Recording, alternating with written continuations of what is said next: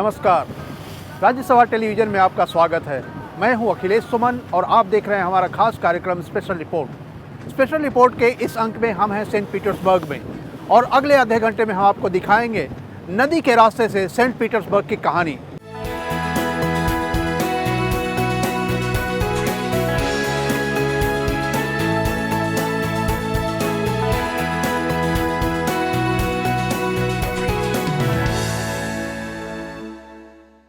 नदी के रास्ते से हम सेंट पीटर्सबर्ग की कहानी आपको इसलिए सुना रहे हैं क्योंकि बहुत सारे प्रयास हुए कि दिल्ली में यमुना को पाटा जाए, दिल्ली को यमुना को ऐसा बनाया जाए ताकि लोग आ सकें, उसके आसपास टहल सकें।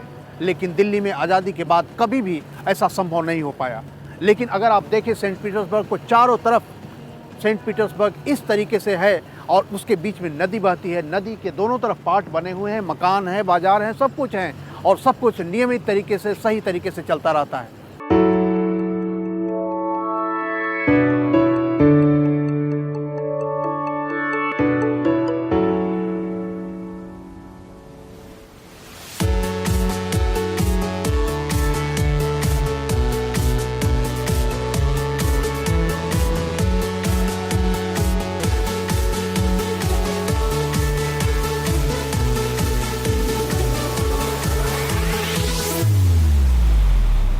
ये है सेंट पीटर्सबर्ग की नेवा नदी का अपार विस्तार।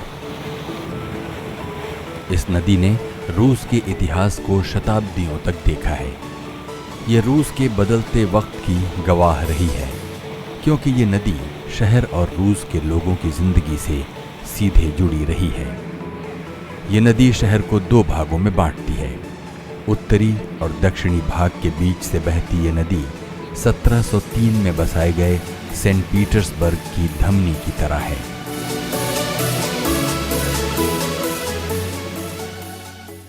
There is, great meaning for the city. This river is named Neva, and we are now in the industrial area. A lot of factories surround us, and also some buildings under constructions. And almost 300 meters, and you will see the historical St. Petersburg with the palaces, with the apartments and bridges.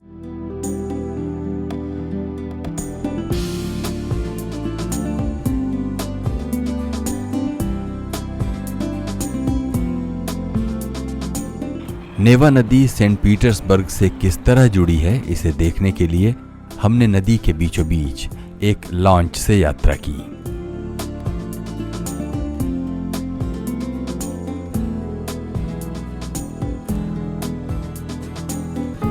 हम चलते गए और नदी के दोनों तरफ की बनावट को देखते गए। पानी गहरा था और साफ भी। भय की बात इसलिए नहीं थी कि चारों तरफ लोग नदी का आनंद ले रहे थे। हम नदी पर बने पुल के नीचे से गुजरे, पुलों को खुलते और बंद होते देखा, महसूस किया कि किस तरह नेवा अपने आसपास लोगों को चुंबक की तरह आकर्षित करती है।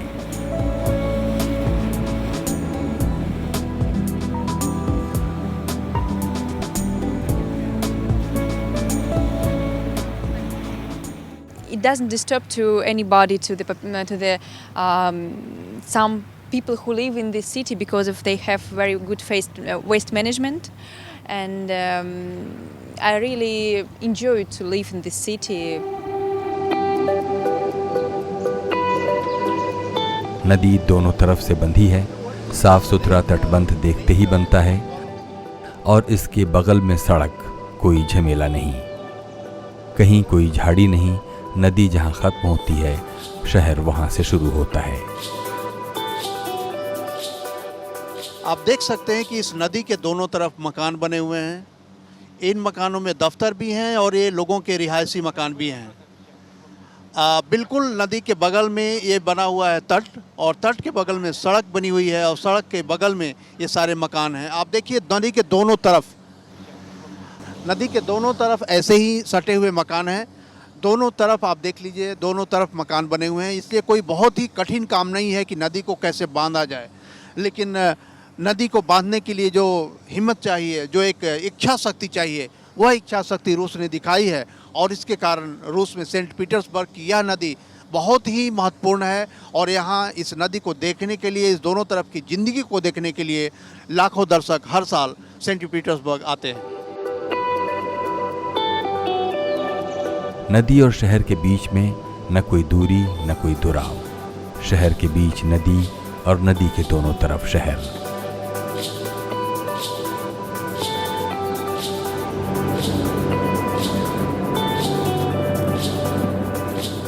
नदी के पास पहले से ही उद्योग हैं, अब भी औद्योगिक निर्माण हो रहे हैं।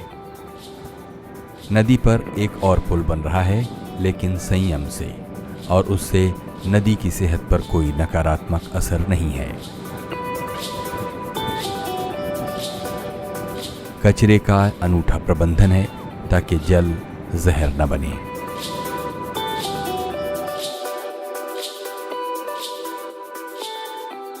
Now we are exactly in the city center, and you can see a lot of historical buildings along the river, but also you can enter to the channels, and there is another St. Petersburg, and just around the buildings of the 17th and 18th century.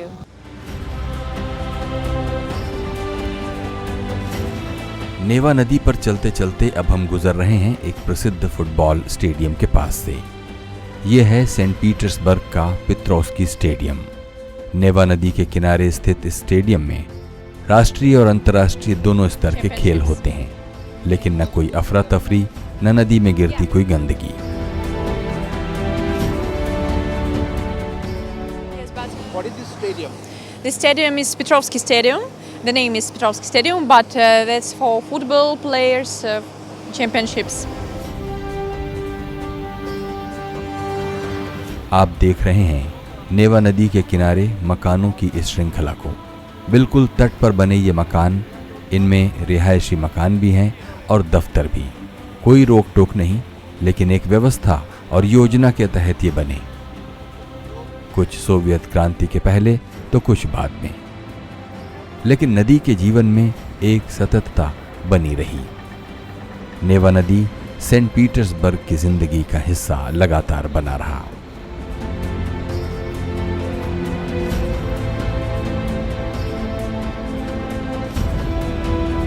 नेवा नदी ने अपने सामने Saint Petersburg को बनते, संवरते और बदलते देखा है। 1914 में यह शहर सेंट पीटर्सबर्ग से पेट्रोग्राद बना, क्योंकि तब रूस के लोगों को लगा कि सेंट पीटर्सबर्ग जर्मन नाम लगता है। 1917 की बोल्शेविक क्रांति के बाद भी इसका नाम पेट्रोग्राद ही बना रहा, लेकिन 1924 में सोवियत संघ के नेता व्लादिमीर इलीच लेनिन की मृत्यु के 3 दिन बाद इसका नाम लेनिनग्राद रखा गया।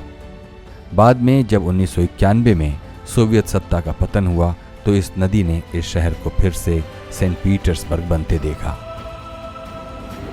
लेकिन नेवा नदी और उसके किनारे बनी सड़कें, मकानों की कतारें बनी रहीं और बढ़ती रहीं।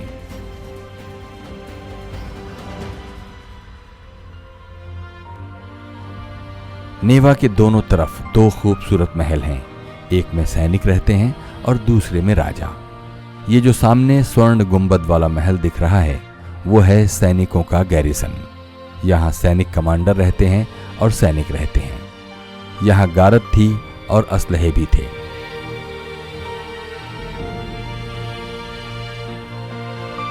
यहाँ से दूसरी तरफ बने राजा के महल की सुरक्षा की निगरानी भी करते थे। Now you see the castle in the one side. It's Petropavlovsk Castle, and actually that was based in. It was founded in 1703. राजा के महल को देखने का लोभ संवरण हम नहीं कर पाए और उतर गए तट पर देखने के लिए। यह है रूस का सर्वाधिक प्रसिद्ध विंटर पैलेस।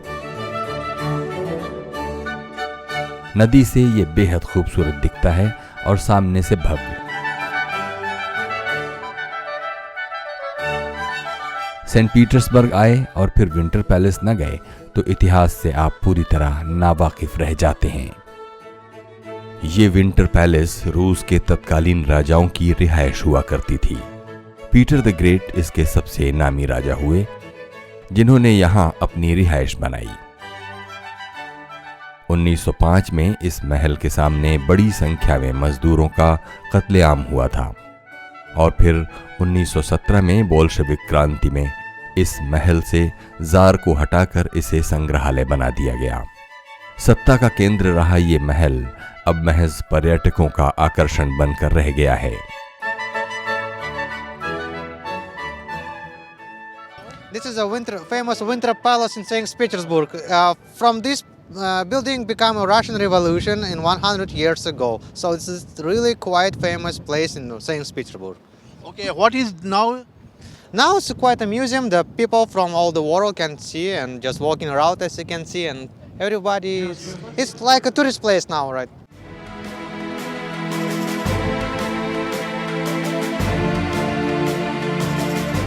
और ये है विंटर पैलेस के सामने का पैलेस स्क्वायर। इतनी खुली जगह जैसे यहाँ आकर पूरा शहर सांस लेता है। ये अब बड़े उत्सव और कार्यक्रम आयोजित करने की जगह बन गई है।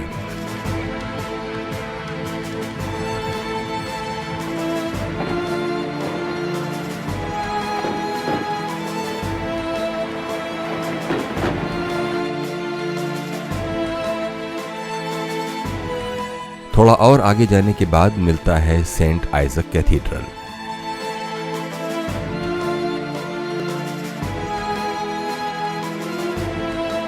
इसका निर्माण 1818 से 1858 के बीच हुआ था। इसकी छटा देखते ही बनती है।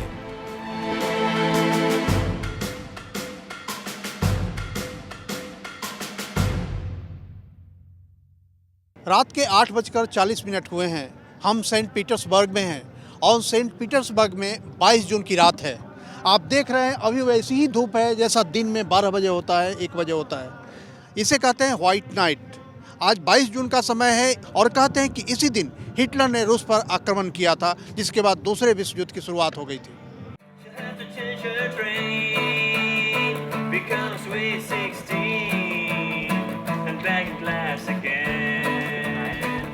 पूरा का पूरा सेंट पीटर्सबर्ग खूबसूरत महलों का शहर है।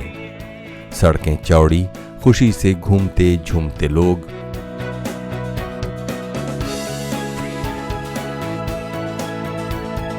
सेंट पीटर्सबर्ग की खूबसूरती को देखकर नेवा नदी भी खुश रहती है। नेवा नदी तब भी बह रही थी जब ये शहर बन रहा था और अब भी उसी जगह बह रही है जब ये शहर प्रौढ़ हो गया है, उसी ठाठ से, क्योंकि उसके तटों को बांध दिया गया था ताकि नदी बहक न जाए, बिखर न जाए। नदी के दोनों तरफ शहर हैं, ये तो हमें दिखा, लेकिन हमें ये भी दिखा कि दोनों तरफ की बसावट को जोड़ने के लिए पुलों की श्रृंखला बनी हुई है। एक नहीं, दो नहीं, 100 से अधिक पुल। तो हम एक और पुल को पार कर रहे हैं और इस शहर के अंदर अगर कोई नदी होती है तो उसका महत्व यही होता है कि वहाँ बहुत सारे पुल बनाए जाएं ताकि लोगों को आने जाने में सहूलियत हो। कहते हैं सेंट पीटर्सबर्ग में कम से कम 200 पुल हैं और इन 200 पुलों के माध्यम से इसे नदी के इस तरफ हो या नदी के उस तरफ हो कोई परेशानी नहीं होती और नदी के दोनों तरफ के लोग समान रूप से शहर की मुख्य धारा से अपने आप को जुड़ा हुआ महसूस करते हैं। तो अगर शहर का प्रबंधन करना हो और शहर में अगर नदियों का प्रबंधन करना हो तो पुलों का एक बहुत ही खास महत्व होता है। आप 1, 2 या 3 पुल बनाकर किसी शहर को नदी से नहीं जोड़ सकते।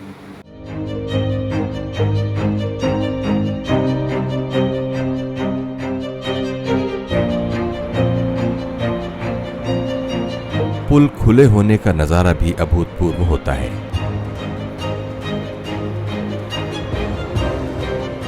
आपको सड़क पर एक पुल खड़ा नजर आता है और लोग इस पुल के बंद होने का इंतजार करते हैं और ये पुल फिर बंद हो जाता है और ये सारा नजारा आधी रात का होता है। सैलानी भी बड़े शौक से इस मौके पर आते हैं, हम भी आए। इस पुल को देखिए, पुल अब रात में उठ रहा है। ये पुल पूरी तरह उठ जाएगा, ऊंचा खड़ा हो जाएगा और इस पुल के नीचे से बड़े बड़े जहाज उतरेंगे। हर रात 1 बजे के बाद से करीब 2-2.5 घंटे के बीच में यह पुल खुलता है रात में, और उसके बाद फिर इसे बंद किया जाता है। आप देख रहे हैं पुल धीरे धीरे उठ रहा है।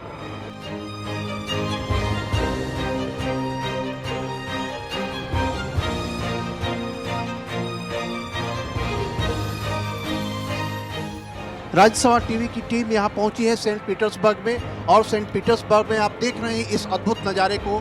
दुनिया में बहुत कम ऐसी जगह हैं जहाँ इस तरह का नज़ारा होता है। रात में 1:25 के करीब पूरा का पूरा पुल उठकर खड़ा हो गया है।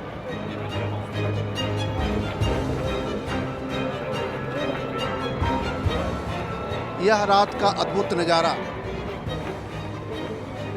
ये सेंट पीटर्सबर्ग का उत्तरी और दक्षिणी इलाका है। यह उत्तरी और दक्षिणी इलाके में को बांटता ही है यह नदी। यह इस नदी के बीचों बीच बना है यह पुल। नेवा नदी विज्ञान की इस करामात को बड़ी हसरत से देखती रहती है, लेकिन नदी को अपने शहर पर गर्व भी होता है कि उसका ख्याल रखा गया है। और ये जो लाल बत्ती देख रहे हैं, ये लाल बत्ती तब तक लाल रहती है जब तक ये पुल पूरी तरह से अपनी पुरानी स्थिति में नहीं आ जाती है। थोड़ी देर के बाद जब यह बत्ती हरी हो जाएगी तब ये पुल पूरी तरह सपाट समतल हो जाएगी, और उसके बाद ये जो गाड़ियाँ खड़ी हैं आप देख रहे हैं, ये गाड़ियाँ इंतज़ार करेंगी कि ये पुल कब समतल हो जाए, और उसके बाद ये गाड़ियाँ इसे पार करेगी।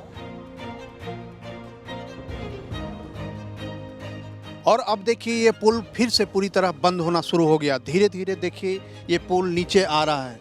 आप देख रहे हैं इसके पुल के ऊपर जो बनी हुई सड़क है वो सड़क नीचे आ रही है। फिर थोड़ी देर में ये पुल समतल हो जाएगा, और जब ये पुल समतल हो जाएगा तो इसके ऊपर से गाड़ियां चलनी शुरू हो जाएगी।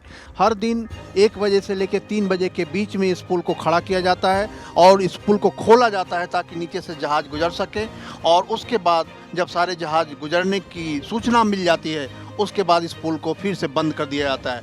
अब पुल एकदम सपाट होना शुरू हो गया है। अभी देख रहे थे आप पूरी तरह मीनार की तरह पुल खड़ा था, और अब पुल धीरे धीरे तकरीबन नीचे आ गया है।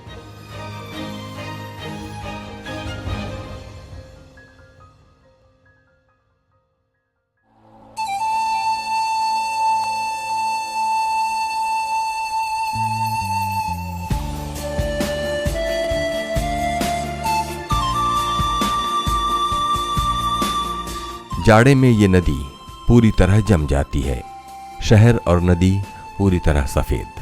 0 से 30 डिग्री नीचे तक चला जाता है पारा। वैसे समय में नदी में नाव चलना बंद हो जाता है और सैलानियों का आना भी बंद हो जाता है। नदी उस समय उदास हो जाती है और नदी से जुड़ी आमदनी भी बंद हो जाती है। The season in St. Petersburg is not very long, just from the end of the May by the beginning of September. That's why, but a lot of tourists are coming to St. Petersburg, and that's a good chance to see the great city, beautiful city from the riverside.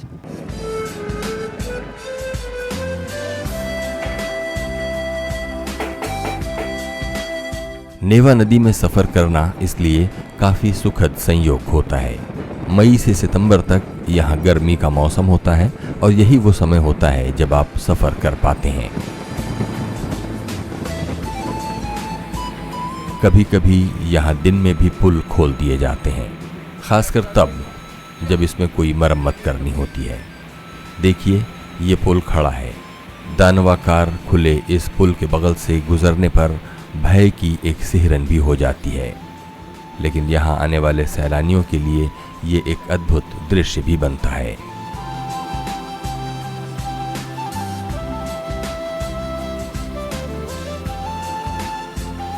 नदी से Saint Petersburg की यात्रा सैलानियों का एक सबसे सुखद शगल होता है। छोटे से लेकर बड़े बोट तक पर्यटकों को आकर्षित करने के लिए मौजूद होते हैं। जब हम वहाँ थे तो उस समय सेंट पीटर्सबर्ग जाने के लिए सबसे माकूल समय था। जून का महीना और गर्मी नहीं, बदन को छू कर निकल जाने वाली हवा के हल्के थपेड़े, हल्की सी सर्दी, लेकिन सिर्फ उतनी ही कि आपको गर्मी का एहसास न हो। Now it's a high season, and a lot of tourists from all over the world come here, from Europe and Asia and everywhere. So that's a good chance to see the St. Petersburg from the riverside. इस नदी के पानी को लगातार साफ किया जाता है। इसके कारण इसकी गुणवत्ता बनी रहती है और यही वजह है कि कोई भी यहाँ आने से हिचकिचाता नहीं है। इस नदी के दोनों तरफ रिहायशी मकान हैं, कुछ उद्योग भी हैं, लेकिन फिर भी आप जो पानी की यह क्वालिटी देख रहे हैं, पानी की यह जो गुणवत्ता देख रहे हैं, आप समझ सकते हैं कि किस तरीके से इस जल को मेंटेन किया जाता होगा। इसमें कहते हैं कि इसमें लगातार इस जल को इतना साफ़ सुथरा किया जाता है ताकि इसमें विषाक्त ना हो पाए और लोग यहाँ आने में कोई हिचकिचाहट ना महसूस कर सके। नेवा नदी के पुल सेंट पीटर्सबर्ग को जोड़ने के लिए बहुत ही अहम भूमिका निभाते हैं। इन पुलों की वजह से ये पता नहीं चलता कि आप नदी के इस पार हैं या उस पार।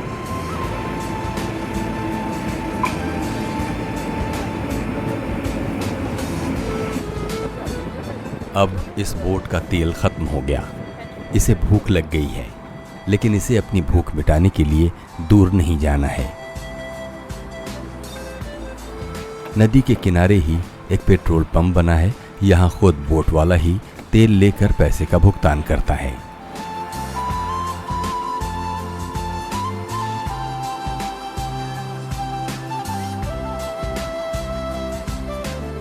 नेवा नदी में इतनी रुचि से तस्वीर उतारते देखकर एक स्पीड बोट वाले की नज़र हम पर गई। वो हमारे बोट के पास आए और हमें उनके साथ चलने का आग्रह किया।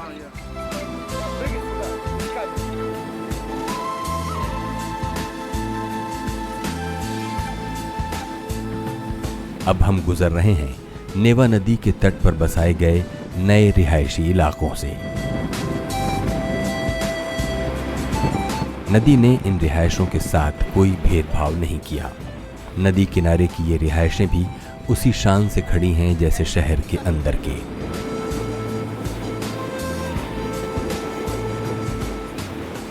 Now we are just coming in the very green area where the luxury apartment under construction. So people like to shoot in the riverside and in this green area, and that's why these apartments are quite expensive. That's elite area. People are buying it? Yes, people are buying it. Somewhere they already live, for example, but here is an under construction. यहाँ नदी के किनारे बसे ये मकान अपेक्षाकृत महंगे हैं, क्योंकि नदी के पास होने से उनका महत्व बढ़ जाता है। लेकिन इसके विपरीत दिल्ली में जब यमुना को बांधने की कोई भी सुगबुगाहट होती है तो विरोध शुरू हो जाता है। लेकिन सेंट पीटर्सबर्ग की नेवा नदी के आसपास की बसावट को देखकर लगता है कि वो विरोध अज्ञानता की वजह से हो रहा है। न तो नदी को इन मकानों से कोई खतरा है, न मकानों को नदी से। शर्त सिर्फ एक है कि नदी को करीने से पाटा जाए और उसकी गहराई बढ़ाई जाए। जब शहर के बीच कोई नदी होती है तो बहुत सारे खेल होते हैं, बहुत तरह की प्रतियोगिताएं हो सकती हैं और यह शहर को जीवंत बनाता है।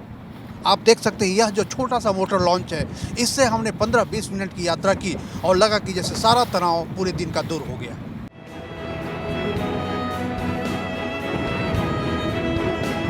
नदियों का ऐसा रखरखाव सिर्फ सेंट पीटर्सबर्ग में ही नहीं, मॉस्को में भी है।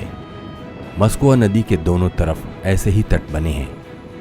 मस्कोवा नदी पर भी बड़े बड़े क्रूज चलते हैं और नदी यहाँ भी भ्रमण करने वालों का आकर्षण होती है। नेवा की तरह मॉस्कोवा भी मॉस्को के बीचों बीच से गुजरती है।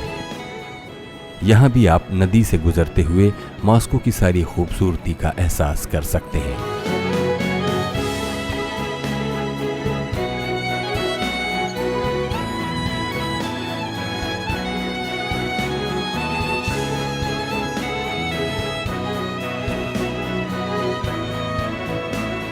और सिर्फ रूस ही नहीं, चाहे वो लंदन की टेम्स नदी हो, जर्मनी, फ्रांस, बेल्जियम से गुजरने वाली राइन नदी हो या न्यूयॉर्क की हडसन नदी, सबने अपने शहर को जिंदगी दी है और वो शहर से जुड़ी रही हैं।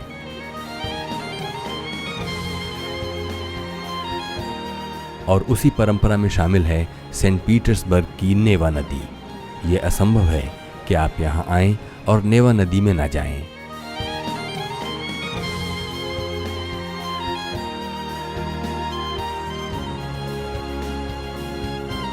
और एक बार फिर बता दें कि नेवा नदी की खूबसूरती इसलिए है कि इसके तटों को खूबसूरती से बांध दिया गया है और इसके आसपास शहर को नदी की संस्कृति से जोड़ दिया गया है।